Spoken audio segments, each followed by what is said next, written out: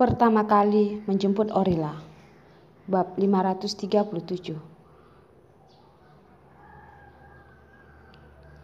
Setelah meninggalkan jalan bar, Arila tidak langsung pulang ke rumah. Dia pun menyuruh supir membawanya ke taman kanak-kanak kota Pasir Bumi untuk menjemput Orila. Belakangan ini Orila sangatlah patuh. Setiap hari tepat waktu pergi ke sekolah dan juga pulang tepat waktu. Sudah beberapa hari tidak mencari abang hasilnya lagi dan tidak tahu apakah dia sudah melupakan abang hasilnya atau belum. Saat Arila pergi ke taman kanak-kanak, murid-murid sedang bersiap-siap pulang. Semuanya mengangkat leher mencari anaknya. Orila sudah sekolah beberapa waktu yang lalu. Setiap hari selalu diantar jemput oleh pelayan. Arila sebagai ibu sama sekali tidak pernah menjemputnya.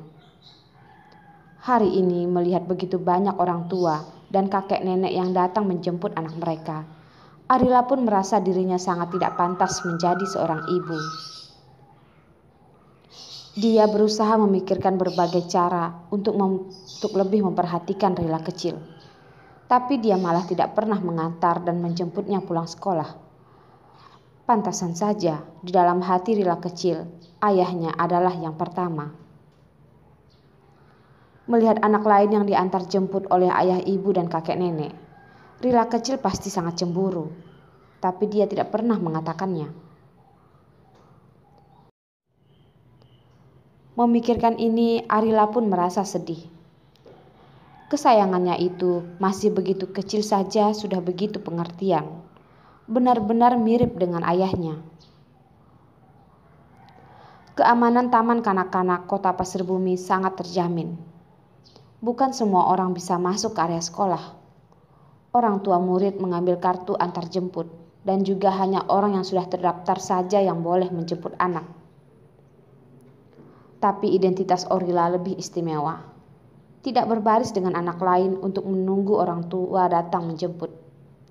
Pelayan dan pengawal yang menjemputnya dan langsung melewati jalan khusus. Dari jauh, Arila sudah melihat Rila kecil. Rila kecil memikul tas kecilnya seperti anak kecil yang dewasa berjalan di depan pelayan dan pengawal. Benar-benar terlihat lucu dan membuat orang sayang padanya. Orila, Arila memanggilnya. Tiba-tiba mendengar suara yang tidak asing. Rila kecil pun mengangkat kepala melihat. Saat melihat ibunya sedang melihatnya dari tempat yang tidak jauh, dia tersenyum dengan begitu senang, melompat dan berlari ke arah Arila.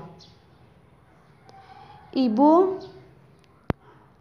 Arila langsung berlari ke arah tubuh mungil itu, memeluknya lalu menciumnya dan mengelus kepalanya.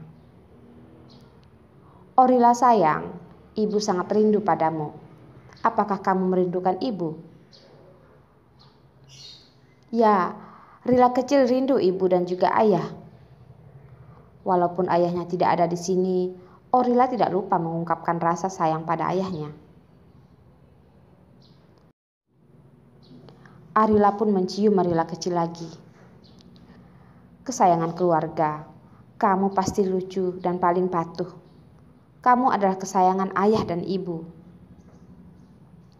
Untuk sementara, masalah Arila yang hamil masih belum dia katakan kepada orang lain. Rila kecil tentu masih tidak tahu. Arila ingin menggunakan kesempatan ini agar dia mengerti.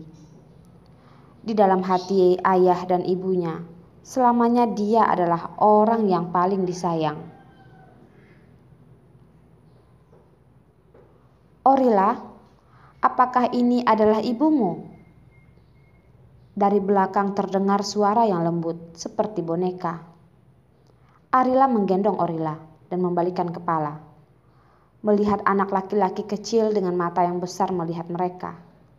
Seperti Orila memiliki ibu adalah hal yang sangat tidak dipercaya. "Iya, tentu saja ibuku. Aku sudah pernah mengatakan kalau aku memiliki ibu." Rila kecil mengangkat kepalanya dan terlihat arogan. Memikirkan saat dirinya tidak tahu, Rila kecil ditertawai tidak memiliki ibu. Hati Arila pun merasa sakit. Dia mencium Arila kecil, tersenyum pada anak kecil di sampingnya. Anak kecil, halo, aku Ibu Orila. Menjelaskan identitasnya pada anak kecil itu, Arila pun melihat ke arah Rila kecil, lalu berkata, "Sayang, lain kali ibu datang menjemputmu setiap hari ya." Dari tatapan Rila kecil yang begitu senang, Arila bisa melihat kalau kemunculannya membuat Rila kecil sangat senang. Melihat anak lain ada orang tua yang mengantar jemput, kesayangannya mana boleh tidak ada keluarga yang mengantar jemput. Ibu dan ayah sama-sama menjemput Rila kecil. Ibu datang menjemput Rila kecil. Kalau ayah juga ikut, itu akan semakin baik lagi. Dia pun bisa seperti anak lain, datang dan pulang sekolah, selalu ditemani ayah dan ibunya. Dulu ada Abang Hansel yang selalu menemaninya, dan dia pun tidak merasa tidak memiliki ayah dan ibu yang mengantar jemput adalah hal yang buruk. Semenjak Abang Hanselnya pergi, dia sangat cemburu dengan anak lain yang diantar jemput oleh orang tua, dan dirinya malah tidak ada. Ayah sibuk kerja, lain kali ibu saja yang datang menjemputmu ya, kata Arila. Baiklah Bu, tentu saja itu baik, dia juga mencintai ibunya. Baiklah kesayanganku, kalau begitu kita sepakat. Lain kali ibu akan mengantar jemput kamu setiap hari. Arila pun memeluk Rila kecil dengan erat. Ini adalah anaknya, kesayangannya, salah satu orang yang paling penting di dalam hidupnya.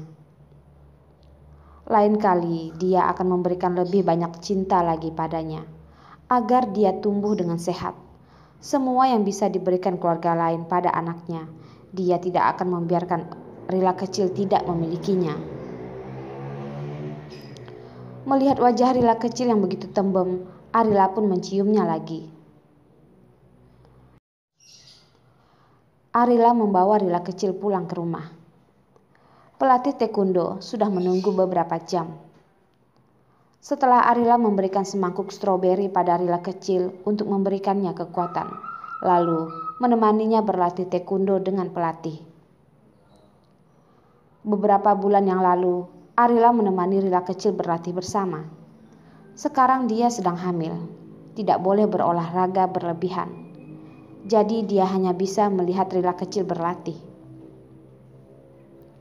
Arila menyadari kalau Rila kecil di berbagai sisi sangat mirip dengan Carson. Seperti di bidang olahraga, Arila mempelajari apapun juga tidak akan sama. Tapi Rila kecil mewarisi kelebihan Carson. Mempelajari apapun tetap sama. Pelatih pun terus memujinya. Melihat Rila kecil yang melambaikan tinju kecilnya, Arila yang melihat di samping pun merasa puas. Walaupun saat melahirkan Rila kecil pernah mengalami bahaya, tapi semua itu sudah menjadi masa lalu. Sekarang Arila bisa melihat Rila kecil yang begitu lucu. Hatinya pun hanya tersisa kebahagiaan.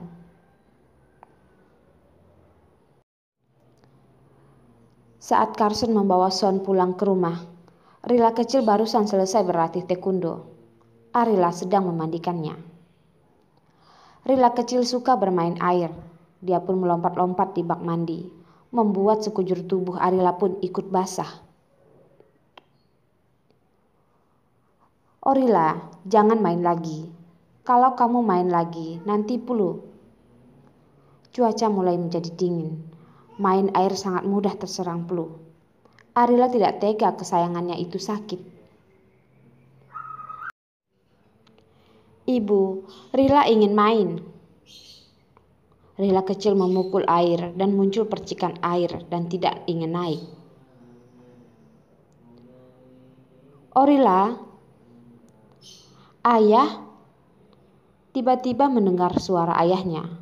Rila kecil langsung meninggalkan air dan langsung masuk ke pelukan ayahnya. Carson mengambil handuk dari tangan Arila, membalut tubuh Rila kecil yang gendut. Lain kali tidak boleh main air lagi ya, kata Carson. Rila kecil memeluk kepala ayahnya dan mencium wajah ayahnya. Dengan lembut dia berkata, "Ayah, Rila suka bermain air." "Beritahu ayah, sesuka apa Rila kecil bermain air?" "Sangat suka, seperti menyukai ayah." Rila sudah berusia 4 tahun. Sudah anak besar. Nanti ayah akan mengajarimu berenang." "Baik ayah, Rila mencintai ayah. Rila sayang ayah." Rila kecil merasa ayahnya adalah ayah terbaik di dunia ini. Lain kali dia akan bermain air setiap hari.